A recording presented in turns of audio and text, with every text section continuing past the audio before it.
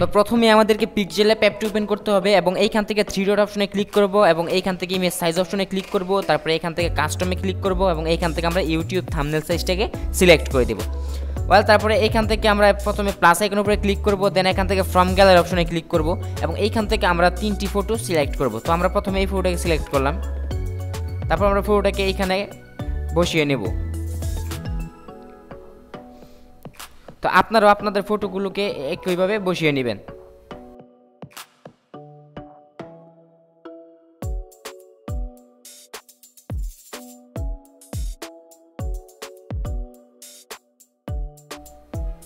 ওকে, এবার আমরা এখান থেকে সেভ আইকনে ক্লিক করব এবং এখান থেকে সেভ এস ইমেজ, তারপরে এখান থেকে আমরা কাস্টমে ক্লিক করে আলট্রাটাকে সিলেক্ট করে দিয়ে আমরা ফটোটাকে সেভ করে নেব।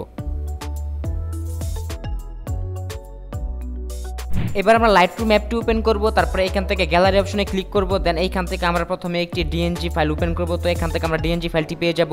তো এই ডিএনজি ফাইলটির ডাউনলোড লিঙ্ক ডেসক্রিপশন বক্সে দেওয়া আছে, আপনারা এখান থেকে ডাউনলোড করে নেবেন।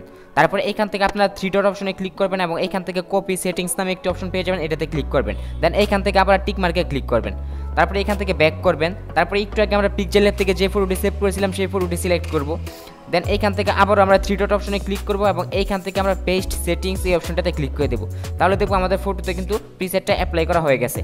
তারপর এইখান থেকে আমরা শেয়ার আইকনে ক্লিক করব, দেন এইখান থেকে আমরা সেভ কপি টু ডিভাইস এই অপশনে ক্লিক করে এটা আমাদের গ্যালারিতে সেভ করে নেব।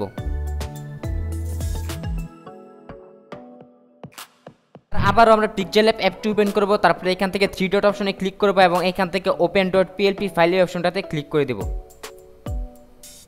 তারপরে এখান থেকে .plp এই অপশনে ক্লিক করব এবং এখানে আমরা আমাদের ডাউনলোড করা পিএলপি ফাইলটি দেখতে পাবো, সেই পিএলপি ফাইলের উপরে ক্লিক করে দেব। দেন এখান থেকে ওপেন অ্যান্ড অ্যাড এটাতে ক্লিক করব, তারপরে আমরা ব্যাক করব। তো দেখতে পাচ্ছেন এখানে কিন্তু আমাদের পিএলপি ফাইলটা অ্যাড হয়ে গেছে।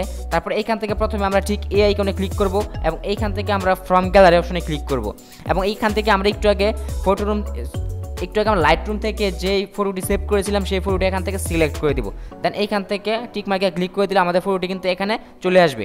দেন এইখান থেকে এবার আমরা লেয়ার অপশনে ক্লিক করব এবং এইখান থেকে আপনারা আপনাদের নামগুলো চেঞ্জ করে নেবেন। তো এইখান থেকে নামগুলো চেঞ্জ করার জন্য প্রথমে আপনারা এই নামটাকে সিলেক্ট করবেন, তারপরে এইখান থেকে আপনারা ডাবল ক্লিক করবেন, দেন এখান থেকে আপনারা আপনাদের নামটি লিখে দিবেন। তো আমি আর এগুলো চেঞ্জ করলাম না, এগুলো আপনারা নিশ্চয়ই পারেন এবং বুঝেন। তারপর এখান থেকে সেভ আইকনে ক্লিক করবেন এবং এখান থেকে সেভ এস ইমেজ, তারপরে এইখান থেকে আপনারা কাস্টম দেওয়া থাকবে, এখান থেকে আপনারা আলট্রাটা সিলেক্ট করে সেভ টু গ্যালারি অপশনে ক্লিক করে এটা গ্যালারিতে সেভ করে নেবেন।